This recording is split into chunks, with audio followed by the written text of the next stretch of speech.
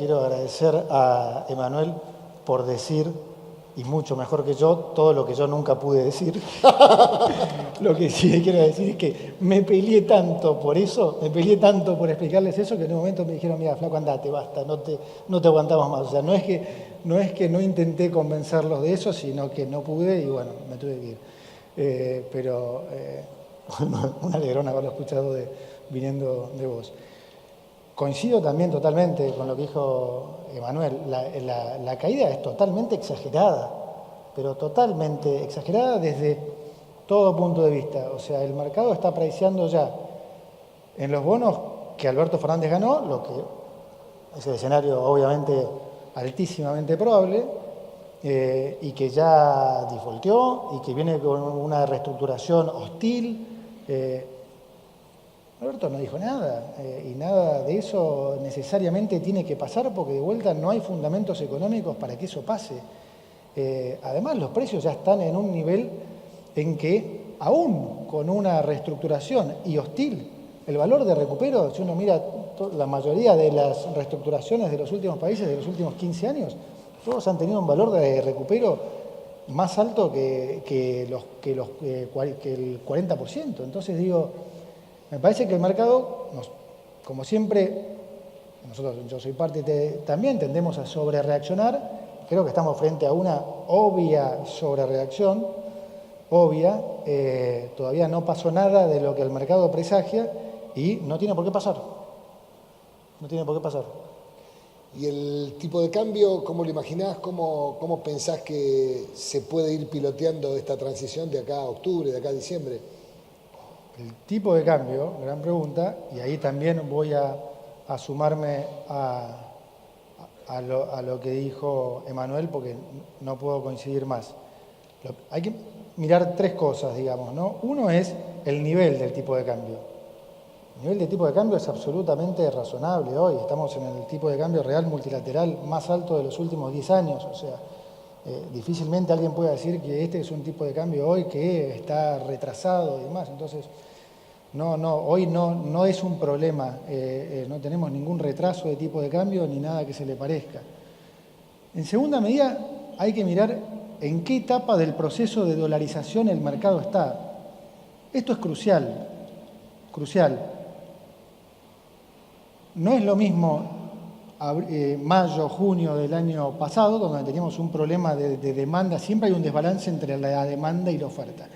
Pero no es lo mismo un problema como teníamos el año pasado en mayo o junio, ¿sí? Donde había un exceso de demanda de 1.500 millones de dólares por día, ¿sí?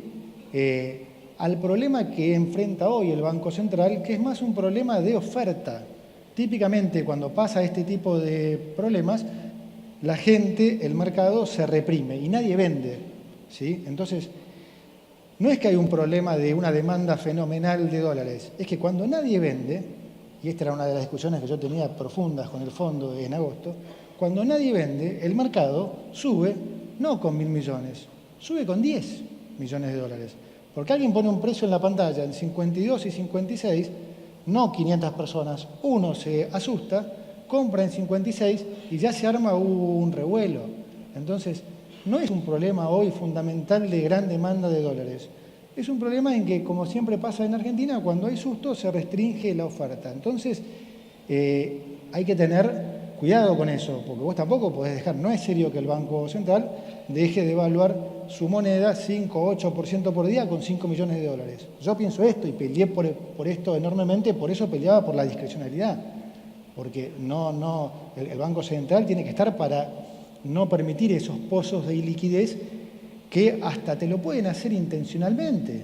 Muchos de ustedes son jugadores de mercado y no saben, pero hasta te lo pueden hacer intencionalmente. Cualquiera que está comprado en el mercado de futuros ve un bid offer en el mercado de cambios spot de 5 puntos y dice, compro el 60. Y en los futuros hacen así, y factura por todo lo que está comprado en futuros. Entonces, no hay que permitir eso. Por eso es muy importante entender este punto. Y cuando uno mira también el poder de munición del Banco Central y la posible demanda, hoy hay reservas más o menos libres de unos 28.000 millones de dólares, restando el swap de China, los depósitos, los encajes en dólares y demás. Eso es lo que en teoría tiene el Banco Central para responder a la deuda y para, en todo caso, tratar de calmar el mercado por los próximos 4 meses. ¿Cuáles son las potenciales demandas de dólares que pueden venir? Tenemos 7.000 millones de dólares en manos de privados de vencimiento de letes en dólares. Asumamos que nadie refinancia eso, nadie. Todos se llevan los dólares. Bueno, el Banco Central pierde 7.000 millones. No estoy incluyendo los 5.000 de desembolso que el fondo tiene que hacer en septiembre, ¿no? Tiene 21.000 millones de dólares. Más otros 4.000, 5.000 que tienen espacio para vender en futuros. ¿Qué demanda enfrenta? Plazos fijos, dicen muchos. Bueno, hay 20.000 millones de dólares equivalentes de plazos fijos en pesos, de los cuales la mitad son institucionales, quedan 10.000. ¿Cuánto puede ir? ¿Cuánto se puede dolarizar de eso? ¿Un 20%? No se va a dolarizar el 100%, no volvemos al trueque. O sea, un 20% que se dolarice son 2.000 millones de dólares. ¿Qué otro factor de demanda puede haber? Vencimiento de los bonos de pesos de acá a fin de año también, las famosas LECAPs, LECERS. En manos de privados hay aproximadamente unos 5.500 millones de dólares, que la mayoría está en manos de institucionales también, que tienen pasivos en pesos, con lo cual normalmente van a tener que mantener algún activo en pesos, pero quieren ponerle un porcentaje de eso que se vaya a dólares, un 30%, 40% de eso que se vaya a dólares. ¿De cuánta demanda estamos hablando? De 4.000, 5.000 millones de dólares contra un banco central que tiene munición de sobra para hacerle frente. Entonces, de vuelta, no estamos en la misma etapa que en la primera etapa de dolarización de hace un año. Hoy la demanda es marginal, más que nada provocada por el susto. Y ahí voy al tercer punto, les dije que eran 3, el nivel del tipo de cambio, la etapa del proceso de dolarización en el que estamos, y el tercero es el que bien decía Emanuel, es el de la discrecionalidad.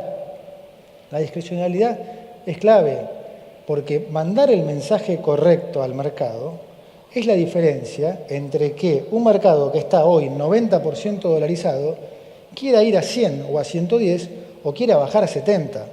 ¿Sí? Esto es psicología humana, es así. Entonces, la discrecionalidad en este punto es clave y el Banco Central la tiene que tener. Y felicito a Guido por haber logrado en abril lo que yo no pude en agosto. Hoy tenemos la discrecionalidad y hay que usarla bien, por supuesto, eso no implica ir a revolear reservas por todos lados, pero es una herramienta fundamental del Banco Central, porque el Banco Central tiene que velar por los precios, ¿sí? Entonces, vuelvo a la discusión de agosto con el fondo. Yo decía, pero ¿cómo puedo yo controlar los precios? O sea, ¿de qué me sirve tener una política monetaria restrictiva, una política fiscal austera, si voy a dejar ir el dólar a 85?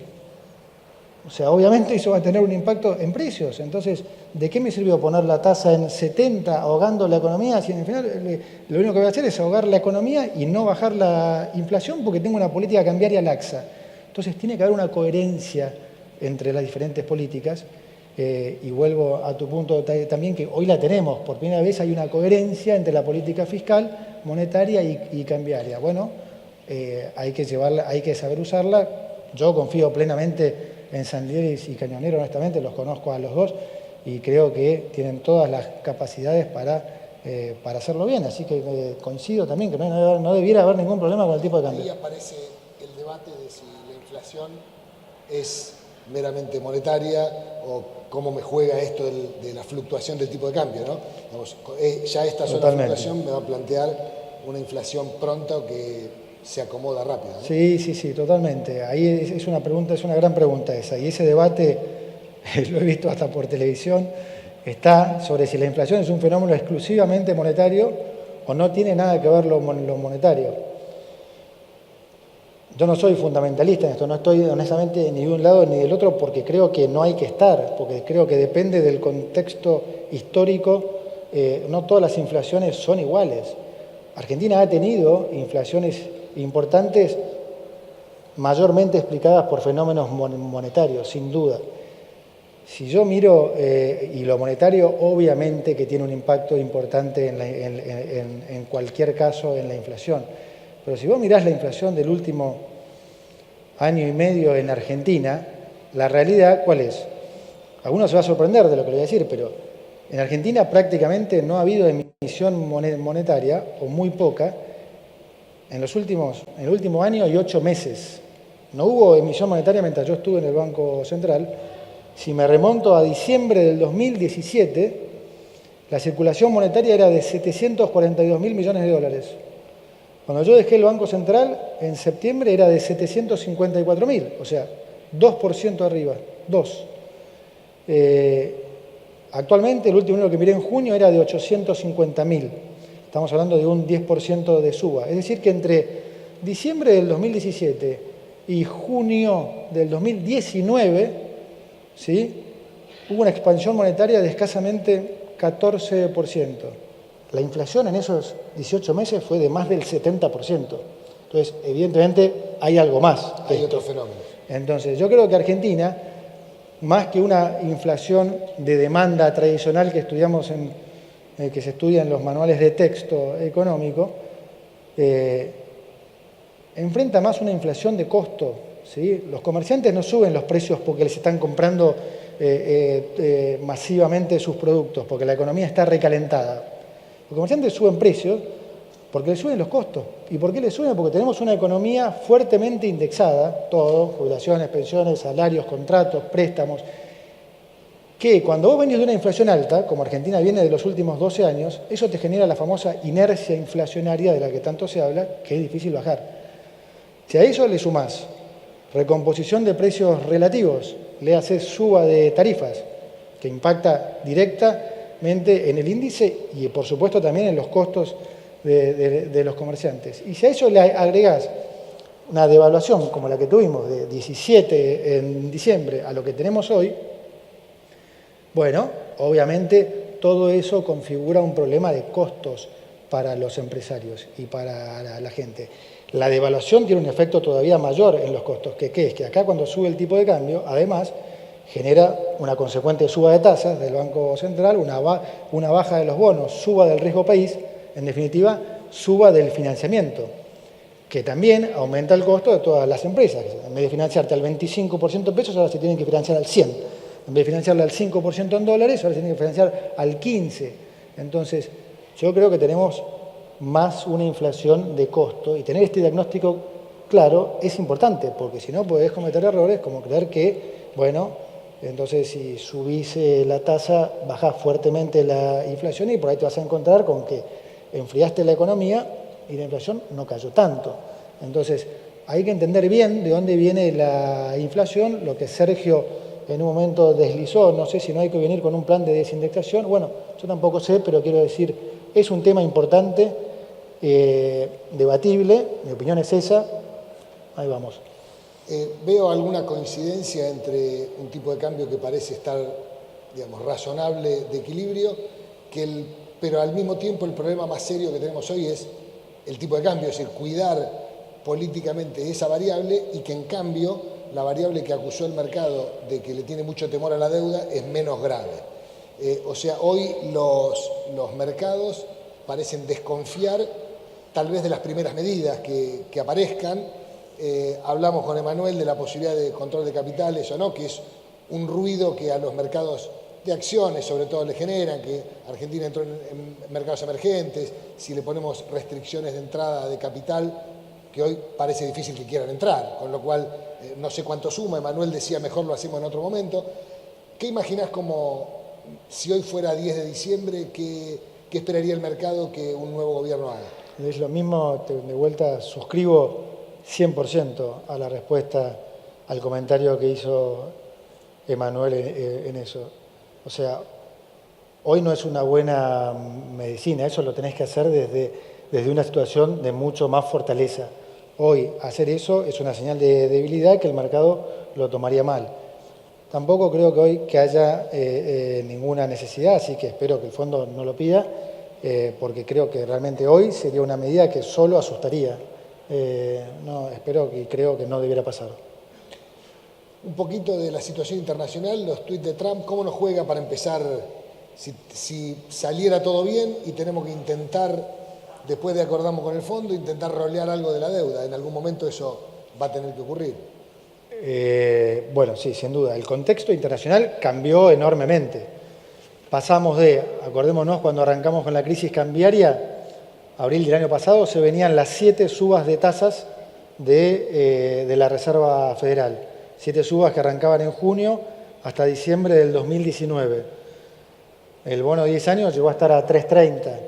Bueno, esas 7 subas se transformaron en una primer baja.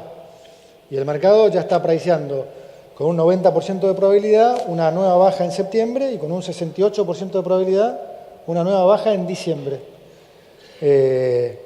Las tasas de 10 años bajó en Estados Unidos a 1,60.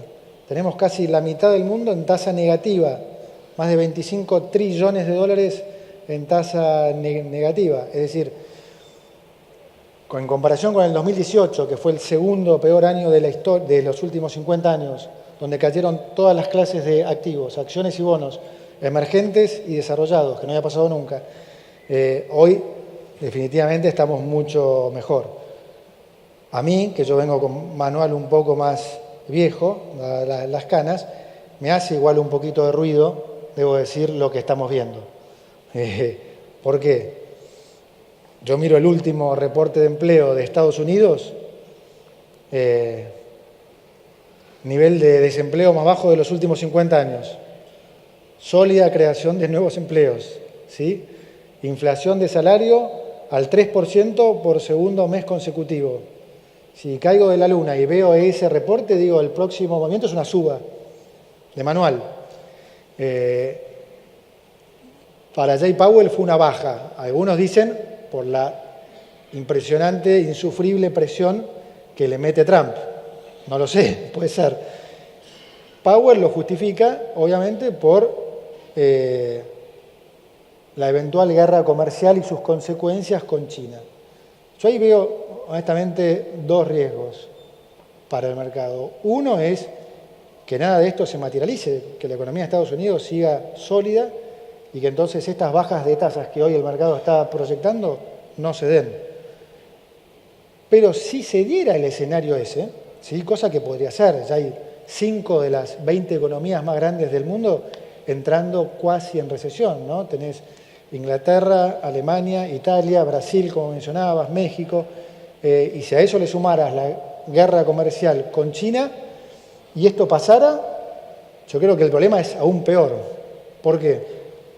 Porque me pregunto hasta dónde va a tener efecto la política monetaria, hasta dónde van a ir los bancos centrales con las bajas de tasas. ¿Qué vamos a ir a tasas de -3, -4? O sea, llega un punto en que la política monetaria empieza a perder efecto, como pasó en Japón hace un par de décadas. Pero además tiene otro componente que a mí me preocupa casi todavía más, que es el incentivo a ser fiscalmente laxo, ¿sí? La tentación como presidente a aumentar tu déficit mientras vos lo puedas financiar a tasa cero, o peor, cobrando por financiarlo, esa tentación es casi irresistible. Y un poco ya lo estamos viendo. Trump está llevando el déficit a 5 puntos de producto. Macron arrancó con un discurso ortodoxo, austero, y ya tiró la chancleta. Digo, me parece que el incentivo de una política monetaria tan laxa es el de a cada vez ser fiscalmente menos austero. Entonces, digo, tengo cuidado en eso porque en algún momento el mercado un día se puede llegar a despertar y cuestionar lo que hasta ahora nunca se ha cuestionado, que es la calidad crediticia de algunos de los países desarrollados. Y ahí estamos en un escenario catástrofe. No estoy diciendo que nada de esto vaya a pasar, pero me gusta levantarlo como tema porque digo, me genera un poquito de ruido ver todo esto. Sí, vamos a tasas de -2 y demás, y digo, wow, bueno, veremos. Y volviendo para cerrarte a los activos argentinos, decíamos de entrada que parecía que la reacción era desmesurada. Sí. ¿Cómo